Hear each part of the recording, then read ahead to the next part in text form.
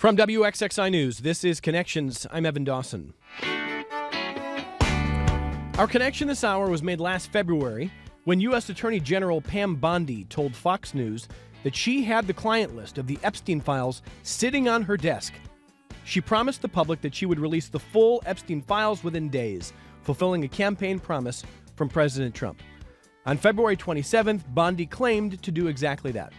Within hours, it was clear that she was not telling the truth, and the most prominent critics were far-right online influencers who had spent years calling for the full release of the files. Bondi had simply re-released portions already public, hoping to satisfy people who wanted the files.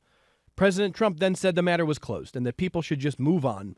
But people did not move on. Republicans in Congress tried to block the release of the files, but by late fall they had no choice, at least legally. And now we've seen thousands of new pages of documents, but they are heavily redacted, and there is a trove of documentation still under government lock and key.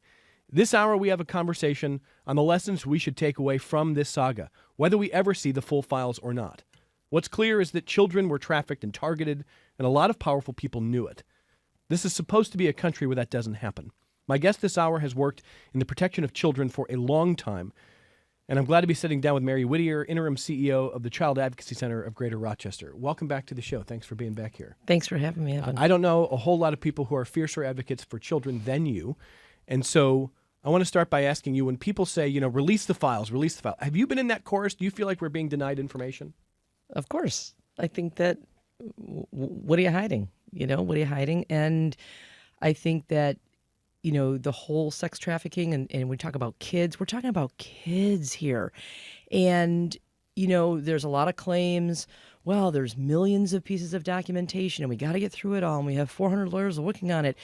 This was the Transparency Act, the Epstein Files Transparency Act got passed on November 18th. DOJ was the Department of Justice, sorry. Talking acronyms a lot. Yeah. It's a bad I think habit. you can say DOJ. On December 19th was supposed to have reviewed everything, released, and it is a fraction of the files. There's like 5 million pieces of documentation. And I think I don't care where you are politically, I don't care who you vote for and all that stuff. Most Americans want to know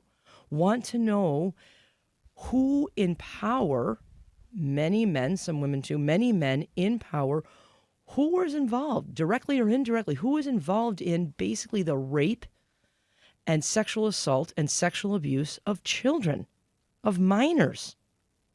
Most people want to know that.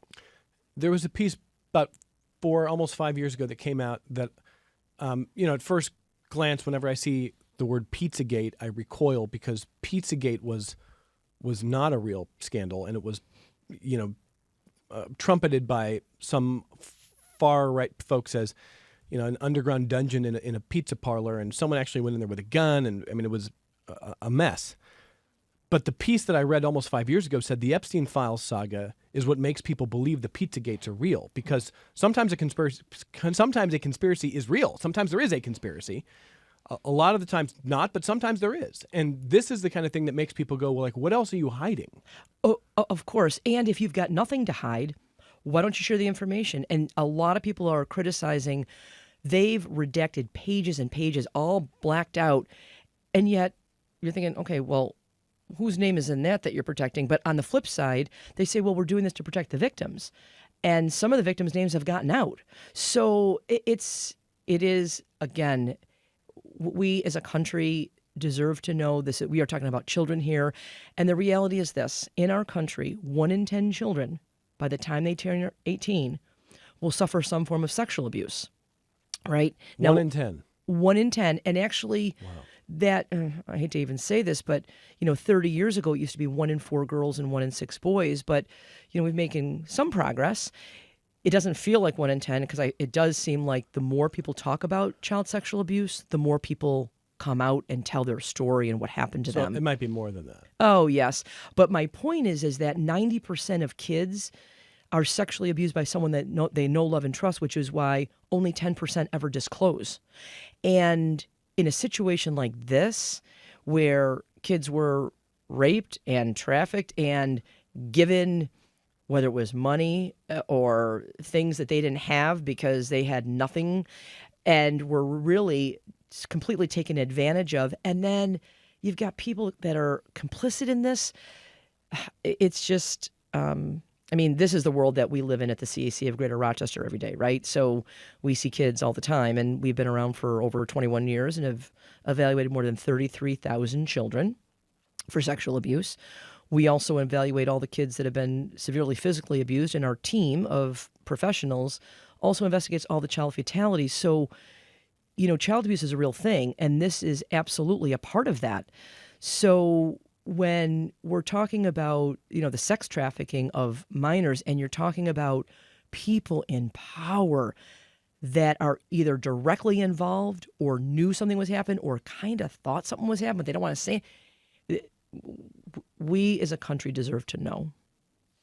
Listeners, if you got questions, comments as we talk about the lessons from this scandal this hour, you can call the program toll free, 844-295-TALK. It's 844-295-8255. 263-WXXI if you're in Rochester, 263-9994. You can email the program, connections@WXXI.org.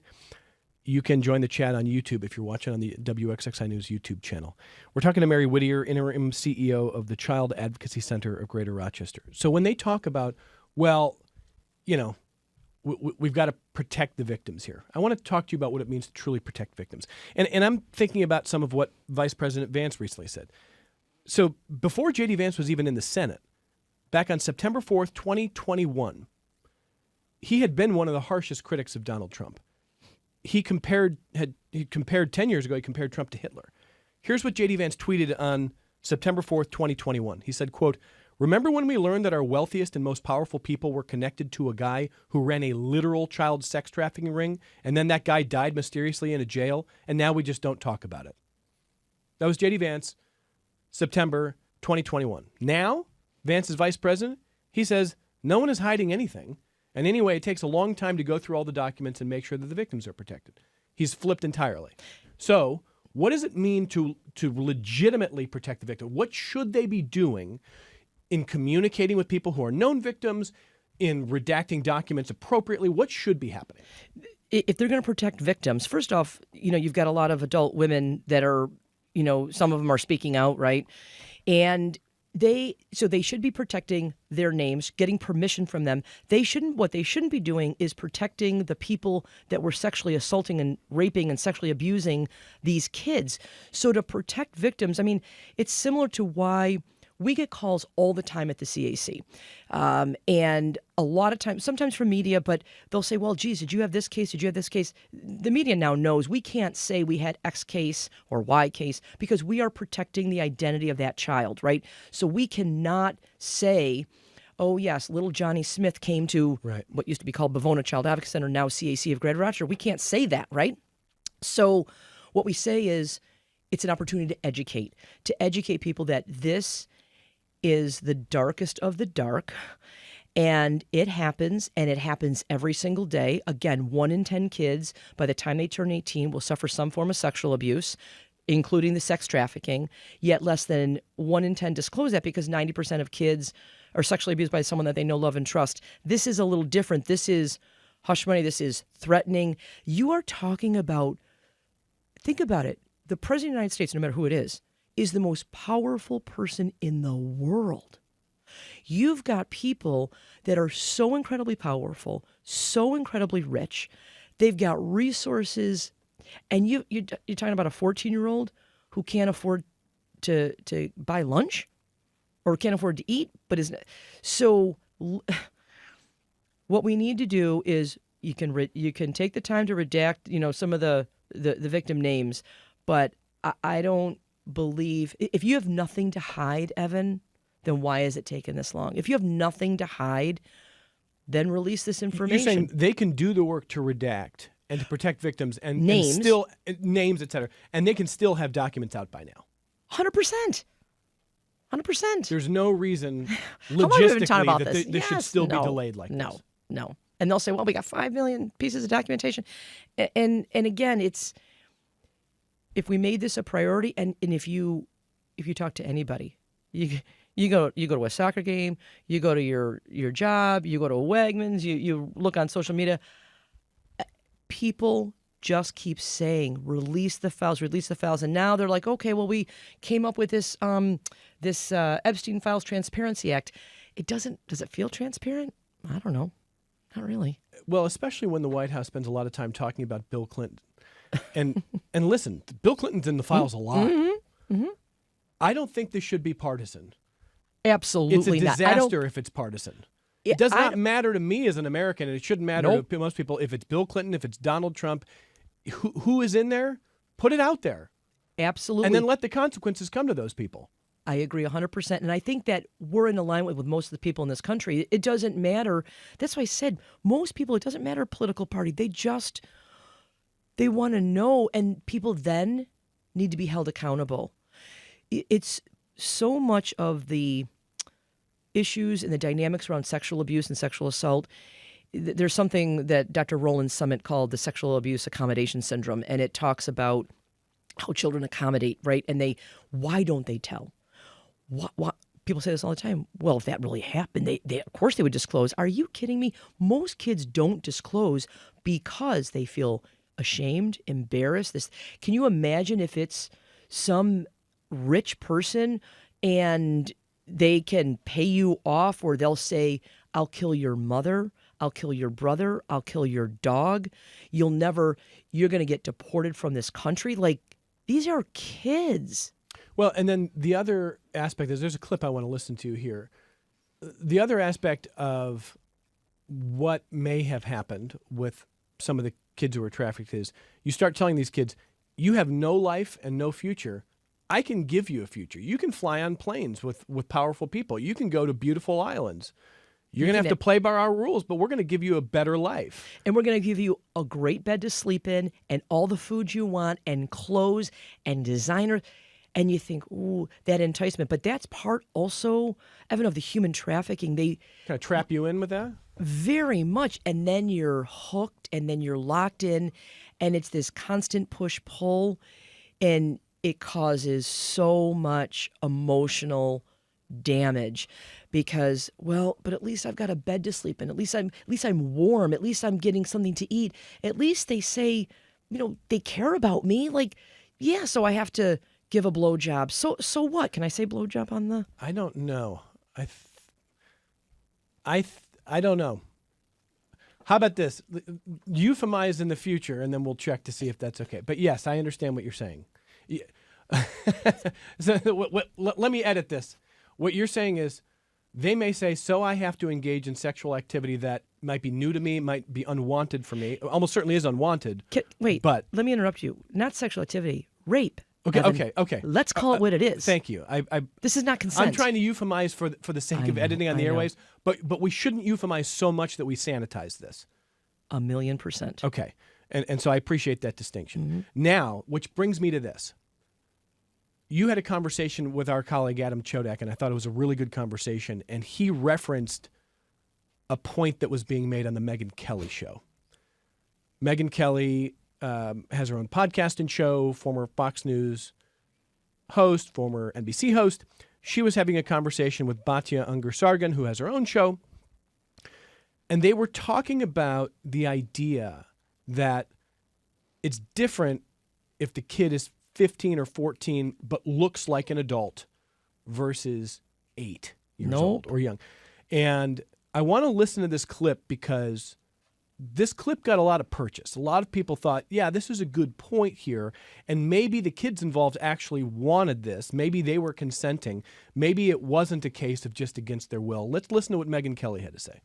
As for Epstein, I've said this before, but just as a reminder, I do know somebody very, very close to this case who is in a position to know virtually everything. Not everything, but virtually everything. And this person has told me from the start, years and years ago, that Jeffrey Epstein, in this person's view, was not a pedophile. This is this person's view, who was there for a lot of this, but that he was into the barely legal type. Like, he liked 15-year-old girls. And I realize this is disgusting. I'm definitely not trying to make an excuse for this. I'm just giving you facts.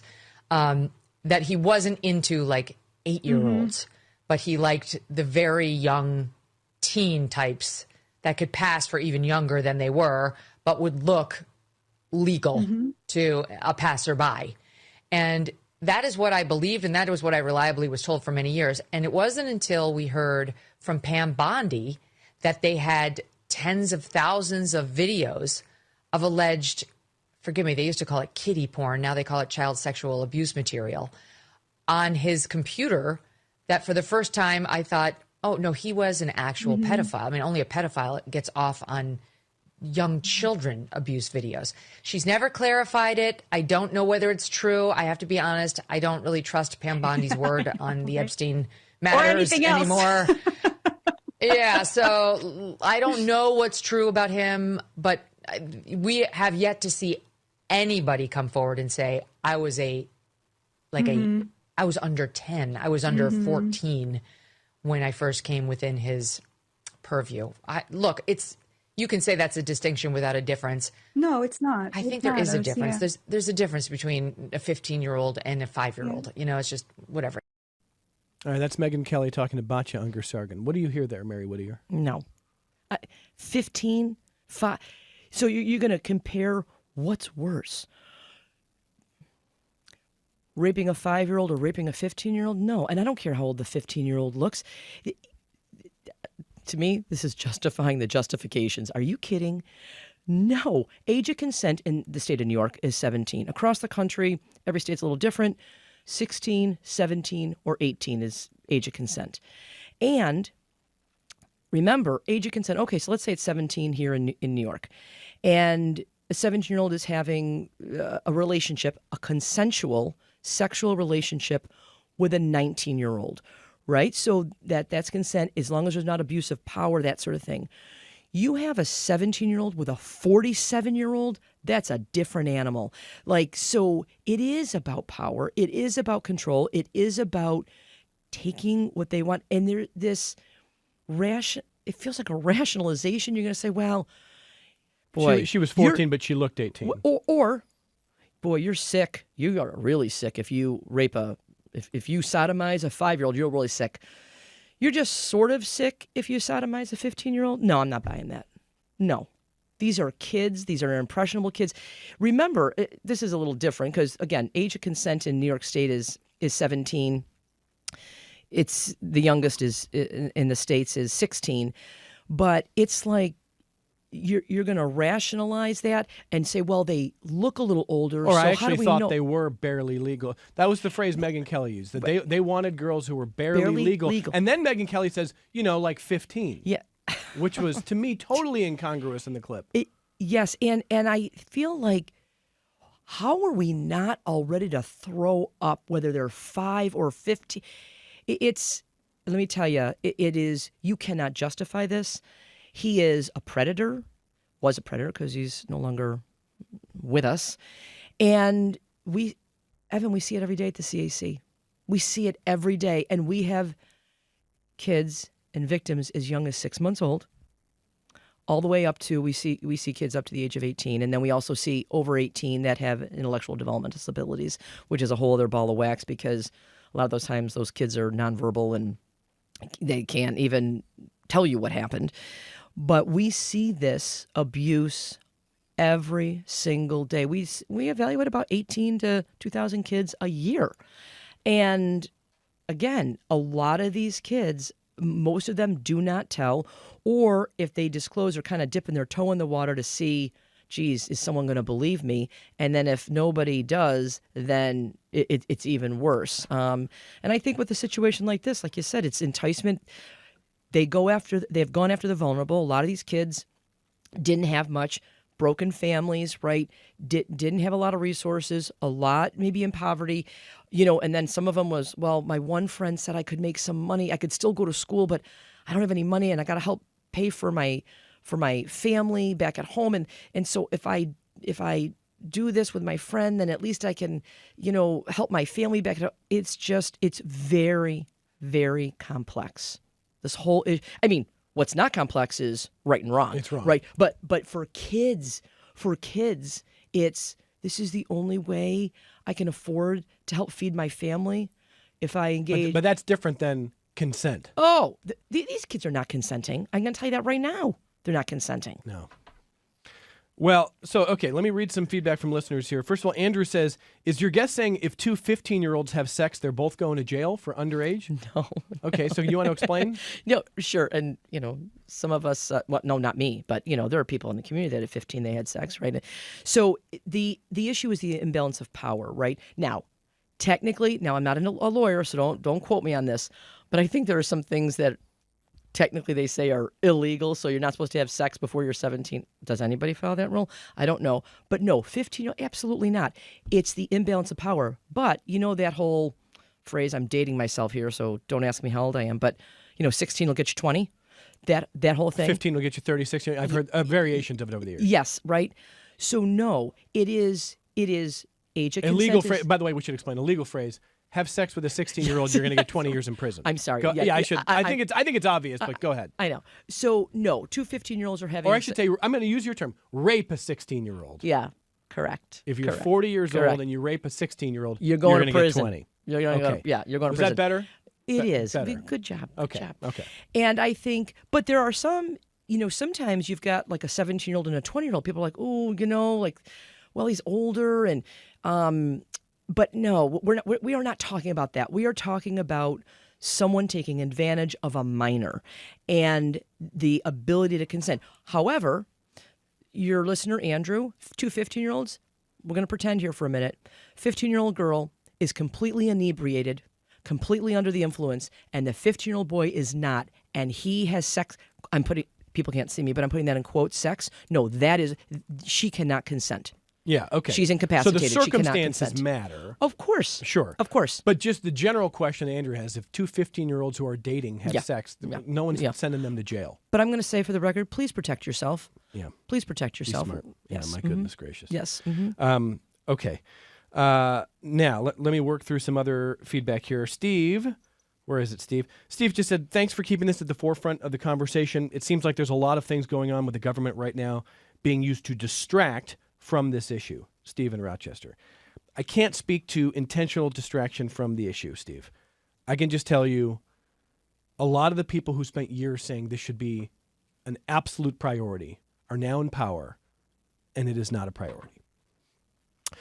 Aurea says if legally they were required to release all the files by a certain date, is there some form of penalty for still not doing so? Is there any legal recourse to force the release of the remaining documents? Thanks for incredible reporting and programming. Yeah, I mean, the answer is there's not much right now. I mean, like, you're literally saying the United States Congress not able to get information out. Exactly. And then I read just recently on January 20th or 21st, then it's supposed to be, okay, well, we'll have our report then. You just wonder, like, is it a lot of material? Yes, it is. But you've known about this for years. You know what I mean? You've known about this for years. So allegedly on January 20th, they're supposed to come out with more information. And again, we want to protect certainly the victim's identity unless they go on CNN or Sure. MSNBC Talk or Fox about it themselves. News or whatever, or XXI, and they want Or to wrote a book as one of the... Absolutely, Yeah. absolutely. And in fact, so we at the Child Advocacy Center host one of the largest child abuse conferences in the country, and certainly the largest in the northeast part of the country. And I was not here last year, but last year we had Julie K. Brown, who was from the Miami Herald, who really, amazing reporter. right, really had a lot of responsibility for kind of blowing this case up, and just uncovering a lot of information. Yep. And so, January is National Human Trafficking Prevention Month. And actually at our conference, we are having a couple of guest speakers, not local, but we've got speakers from all over the country that come, and a lot is on human trafficking and sex trafficking, and we've got local resources here too. And I do want to say this, Evan, if you have listeners out there, or you have people out there, I know you have your audience is maybe not necessarily the young kids, but if you are sitting there suffering in silence, or you have never disclosed that you've been sexually abused and you are 47 years old, I just want to say, please call us at the Child Advocacy Center, 585-935-7800, or visit our website at CACGROC, GROC.org,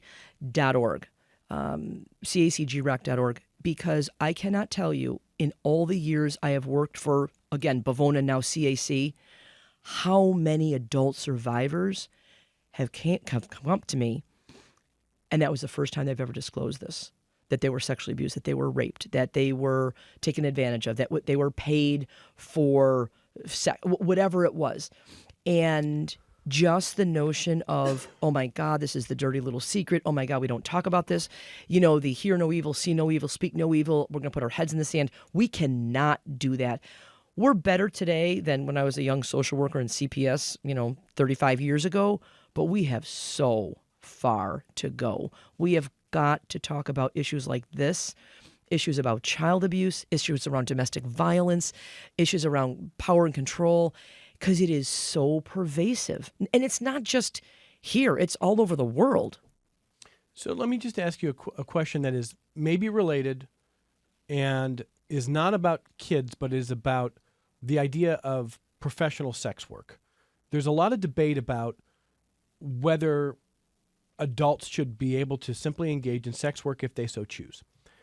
And on one side, you've got a very libertarian aspect that says, your body, your choice, and sort of what market you can create for it and the risk Knock that you yourself accept. out, right? Then the other side says, is it likely to pull in people who are already really vulnerable and already really hurting or feeling some sort of desperation?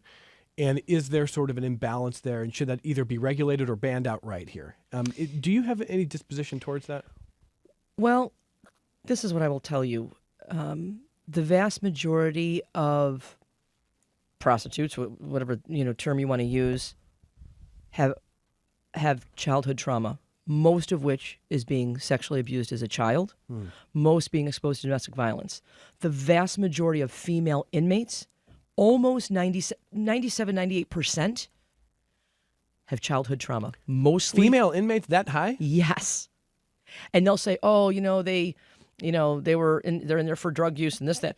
You know how many people that are use and abuse drugs and alcohol, and I don't mean this for everybody, but there is trauma that they are masking. So female inmates, this has been studied and spoken about.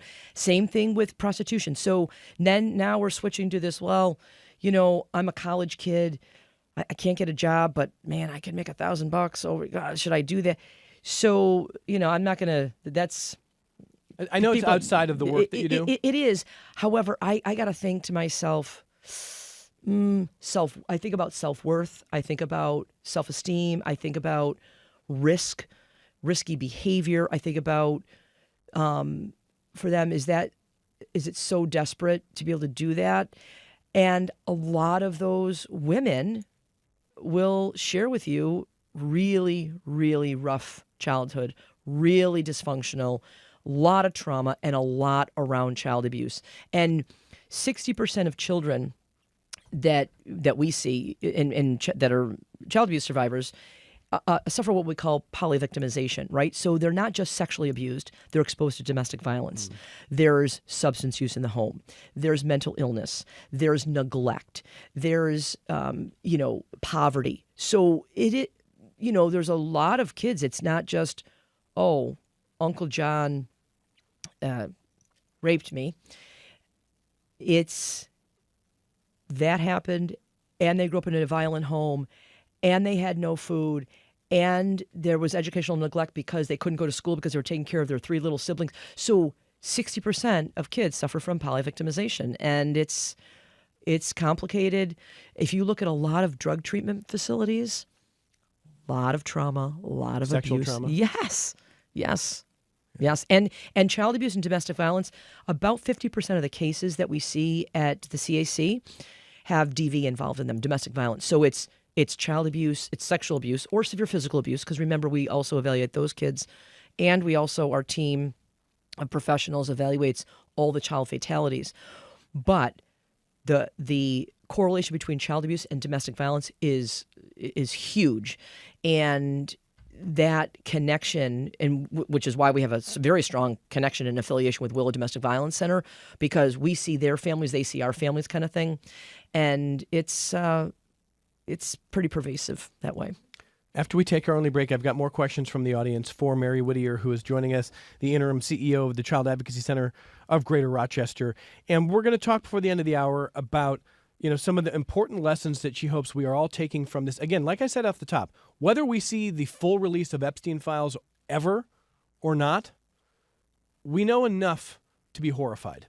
And what are the lessons that Mary thinks we all need to take to better protect kids in the future? We're going to talk about that. We'll answer your questions. If you want to join the program, 844-295-TALK. If you want to call the program, 844-295-8255. 263-WXXI if you call from Rochester, 263-9994. Email the program, connections@WXXI.org. Or join the conversation on the YouTube chat if you're watching on WXXI News YouTube channel. We're coming right back on Connections. Support for your public radio station comes from our members and from Mary Cariola Center, proud supporter of Connections with Evan Dawson, believing an informed and engaged community is a connected one. MaryCariola.org. And Excellus Blue Cross Blue Shield, working with members to find health coverage for every stage of life, helping to make care and coverage more accessible in more ways for more people across the Rochester community. Details online at excellusbcbs.com. This is Connections. I'm Evan Dawson. It might be evident to you from the start. We're talking about the Epstein files. We're talking about lessons that we all need in our society to learn from this scandal.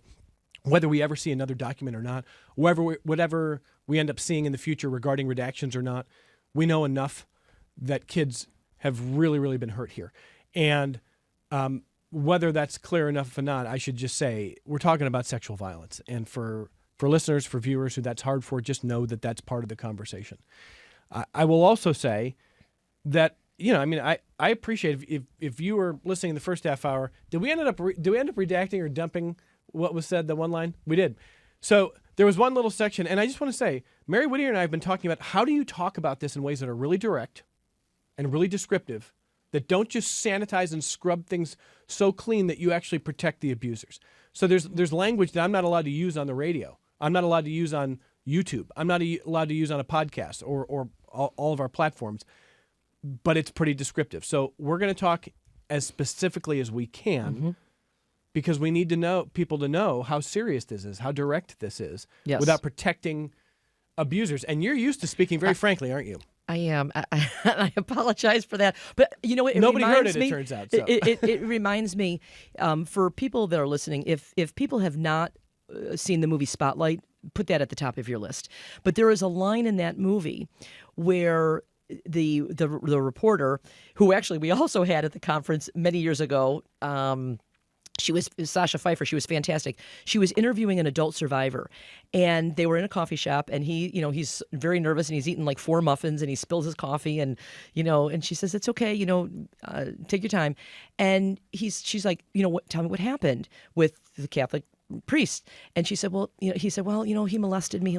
And she takes him out of the coffee shop, and they talk, and she says, I think if we just say molest, it's sanitized. It's the word you use. We're over sanitizing it. Now we're on the air, so I won't be as descriptive as I was before. But I think it's that kind of thing. We want to understand these are kids that are being raped, that are being, orally or anally sodomized. Yeah. Yep.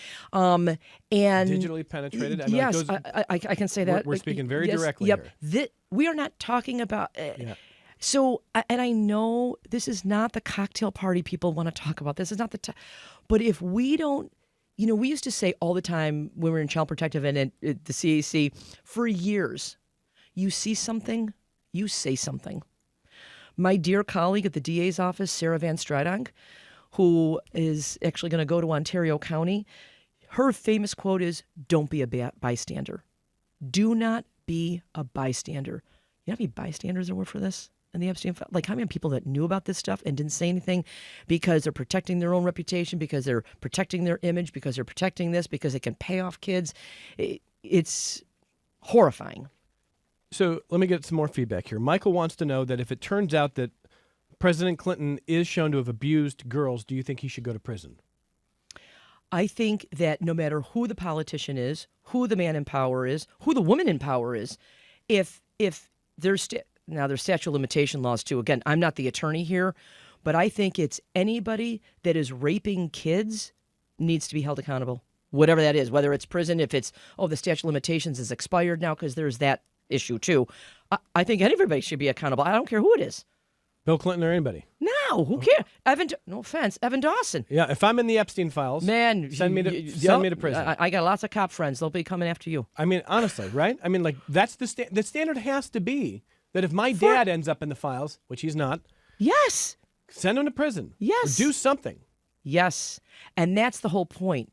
You see something, you have to say something, whether it's the Epstein files or whether, you know what, listeners, if it's in your neighborhood, if it's in your family, if it's on the soccer field, if it's in the school, if it's at Uncle Joe's house, if it's the babysitter, we have got to say something. And I tell this to people all the time. If you're not exactly sure, call us. Call us. We will work it out with you in terms of like, I'm not really sure if something's going on. This child said this, or my niece said that, or my nephew said that, or my grandson. 585-935-7800, CAC of Greater Rochester. We are the community resource for child abuse. Call us. I would rather have you call and us say to you, oh, yep, no, you're doing the right thing, or then you're sitting there wondering what to do and we don't get the call. Call us, please. And stop protecting people based on political party, connections, power. Correct. Enough of that. Correct. So, let me read a couple from Dallas here who, thinks that we're not being fair to President Trump. He said that, remember when the Democrats put out pictures of Trump with beauty contestants and blacked their faces out so it would look like he was with minors? That was funny. So that was a few weeks ago, Dallas, and that was not like the National Democratic Party that I understand. But regardless, if your point is that people are trying to railroad Donald Trump and make it look like he's got an interest in young girls when he just doesn't, I want you to tell me a few things. Why did Donald Trump brag that when he ran the Miss Teen USA pageant, he knew how to bump into their dressing rooms so he could see them changing? Miss Teen USA said that. Said that when you're famous, you can do anything. You can grab them, you can do anything. You could assault people if you wanted to. He said that. Why did President Trump spend so much time with Epstein? Why was he so close with him for so many years? And why did the Wall Street Journal report just a few weeks ago? You talk about a story that I thought was going to be huge and didn't get a lot of play. The Wall Street Journal reports that Trump and Epstein did finally, in the 20-teens, have a falling out. After decades of traveling together and being together, and you've seen Donald Trump doing that underbite move and, looking at young girls on a dance floor and sitting with them on his lap. But after all these years, they had this falling out. And the Wall Street Journal reports that it's because Trump was told that there's credible evidence that Epstein sexually assaulted like a 15-year-old. And Trump's response was that, well, then he probably shouldn't be at Mar-a-Lago. Not like I'm calling the feds, I'm calling police. I know this guy's connected to a lot of powerful people. He just basically was like, make sure he's not showing up at Mar-a-Lago. That's it. That's all. And to you, he's getting railroaded? I mean, like, if not a single other document comes out on Donald Trump, I don't know how you look at this and go, yeah, he was the good guy here. Yeah. I don't get it. And I want you to explain. I don't think Bill Clinton's a good guy here. I don't think Donald Trump's a good guy here. Prince Andrew. Prince Andrew is obviously like one of the worst of the worst. But I don't understand. Like, why are we dividing on partisan lines here? Why can't we just call this squarely? And that's the thing. It doesn't matter. If one of our local politicians, doesn't matter what party they are, was molesting kids, you better believe we are going after that. Like, this to me, we are talking about kids. We are talking about kids, and we are talking about sexual abuse and sexual assault and rape and sodomy. I don't care who you are, but kids don't vote. People in power have the ability to do whatever they want. We saw that with our own governor, right? With women. Like, come on. Just taking advantage and previous governor, I should say. Previous governor. Governor Cuomo. Yes. Andrew Cuomo. Yeah. Yes. Thank you. And, how about, well, this is a whole other ball of wax, but, treating women is more than just sex act. How about that? How about just treating everyone as equals? How about that? So I just feel like, whoever's name is in there, whether it's sports Sure. celebrities, whether it's politicians, whether it's business owners, stars. bring it on. Bring it on, and then they need to be held accountable to the full extent of the law. That's my vote. I don't care who you are. Got an email from a listener who says that there could be false allegations in the Epstein files and that they're going to be careful to make sure they are investigating this so they're not putting out documents that share allegations. Because in the files, there's pictures, there's videos, there's emails, there's all kinds of things, right? So when Mary talks about hundreds of thousands or millions of documents still that have not been released, it's not just like a bunch of pieces of paper. There's a lot. There's a lot that you could print out, but there's video, there's pictures, there's all kinds of stuff. And a listener's asking, well, if you're in the files, but people are talking about you in an email, but you didn't do anything, that would be unfair to that person's reputation. So let me say something that I've said many, many, many, many times. And we get into this a lot at the CAC of Greater Rochester, where it's like, well, how do you know the kid's telling the truth? And how do you, first of all, we do a whole complete evaluation, and we've got a whole forensic process that we go through. But research for years and years and years repeated about 94% of children that disclose sexual abuse are telling the truth. You can look that up. This notion of most kids are lying, most kids are making it up, most kids are, it's the same thing with, women that cry rape. What happens is the one woman that says she was raped, but she wasn't, that gets all the play. And then everyone says, see? And what happens, unfortunately, is it moves the movement back about 25 years. But the vast majority of kids, about 94%, who disclose sexual abuse or sexual assault or rape or sodomy, digital penetration, whatever terms you want to use, are credible and are telling the truth. You're saying the false allegations set the movement back every time it happens, like a high-profile false allegation. Right. You think about, Duke University and the lacrosse team and all that, Yeah, right? disaster. Right. The Rolling Stone story. Right. But most women that are saying, you know how hard it is for women to come forward and say that? You know how hard it is for a 8-year-old to testify in court in front of a bunch of what's the motivation here? I think that's the other thing, and I know our colleagues in the DA's office are not here, but finding jurors to even be able to wrap their heads around the fact that this could even happen, I think and that's where we have to do education. Evan, no one wants to believe that this happens, but it does. And this is the world.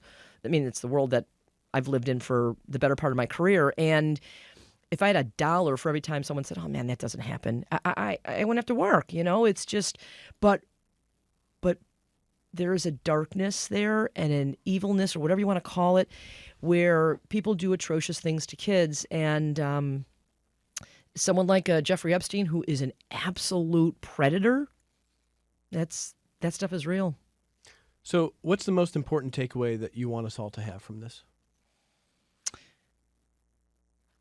I want you to believe the unthinkable, in that children are sexually assaulted, sexually abused, raped every single day in our community, in our state, in our country, and in our world.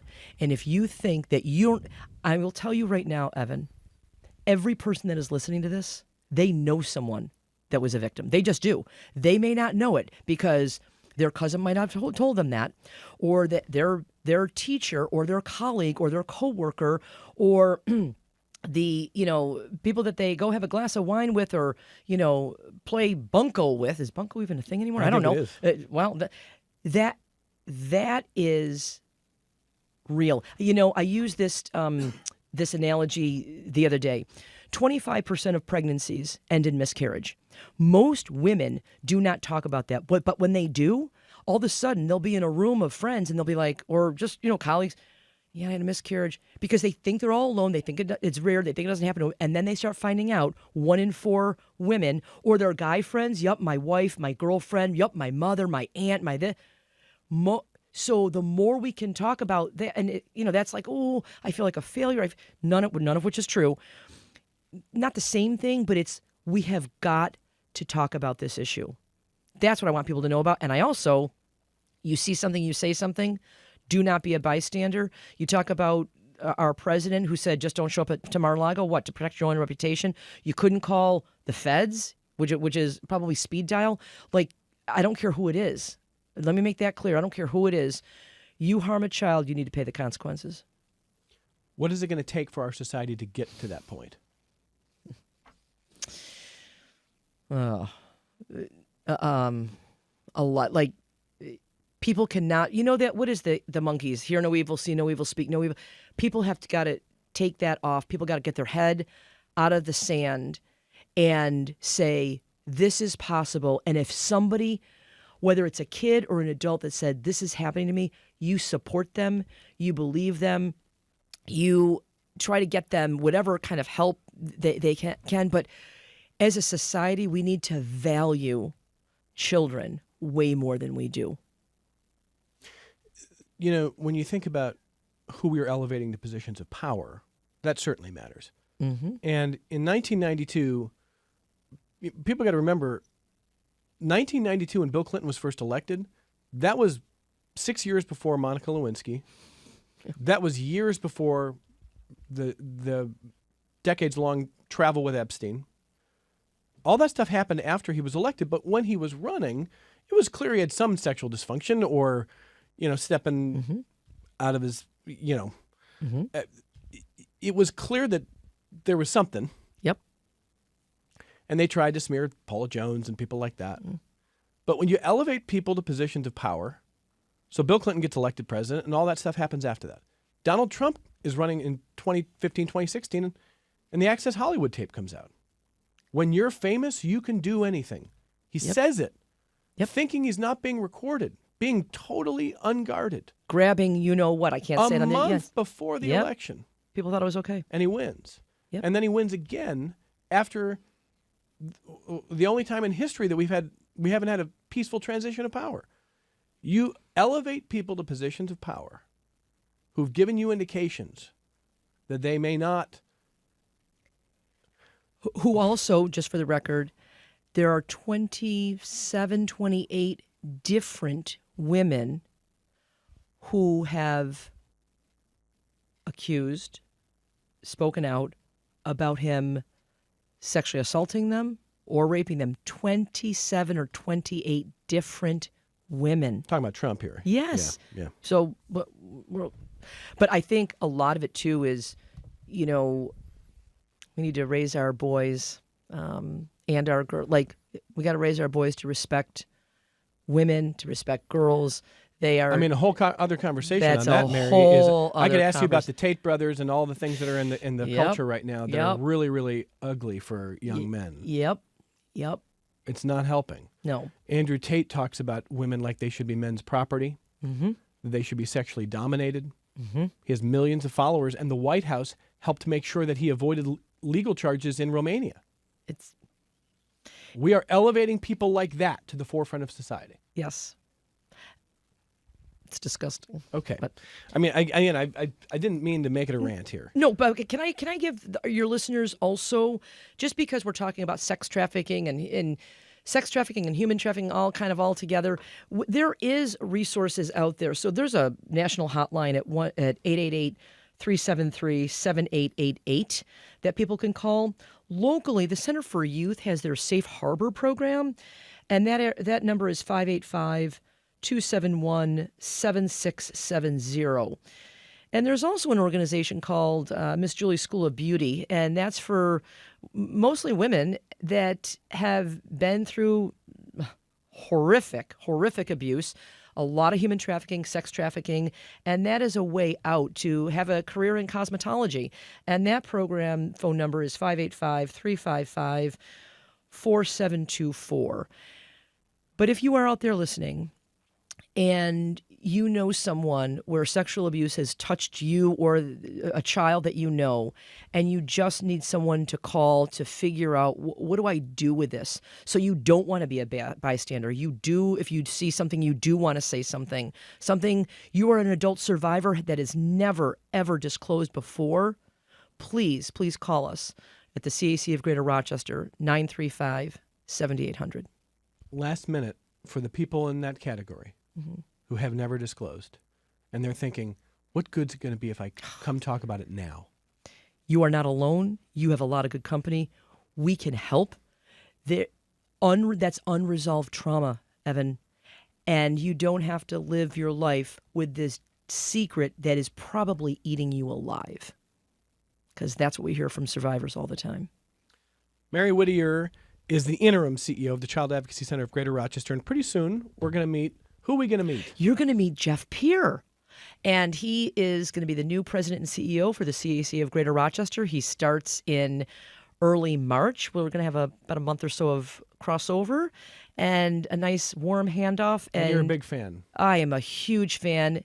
This is a huge win for our community, for children, for the CAC, for our partner agencies and staff. And he is an amazing, amazing person that has done a lot of work in victim services. And he's a rock star. One thing you and I have talked about in the past was, I hope one day we don't need a Bavona or a CAC. Oh, God.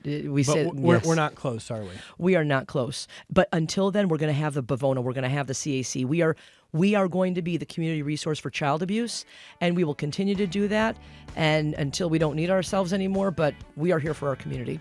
You are a treasure, and I'm really grateful for your time and the work that you and your colleagues, not just you, the many people who have worked with you. They do more work than I do, Evan. I'm going to tell you that. Thank you for being here. All right. Thank you for having me. Mary Whittier, interim CEO of the Child Advocacy Center of Greater Rochester. More connections coming up in just a moment.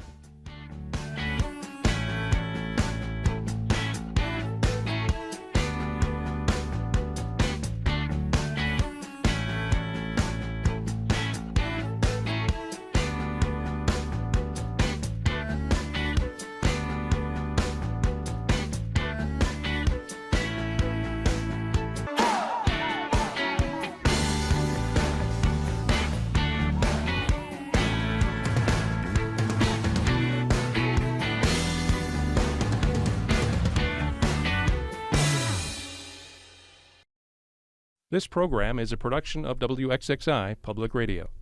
The views expressed do not necessarily represent those of this station, its staff, management, or underwriters. The broadcast is meant for the private use of our audience. Any rebroadcast or use in another medium without expressed written consent of WXXI is strictly prohibited.